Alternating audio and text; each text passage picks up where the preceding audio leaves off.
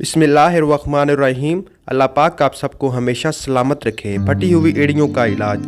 अगर आप अपनी फटी हुई एड़ियों की वजह से परेशान हैं और इन्हें ठीक करने के लिए बहुत ज़्यादा तरीके आजमा चुके हैं तो घबराएं मत, क्योंकि हम आपको फटी हुई एड़ियों के लिए आसान तरीके बताएंगे।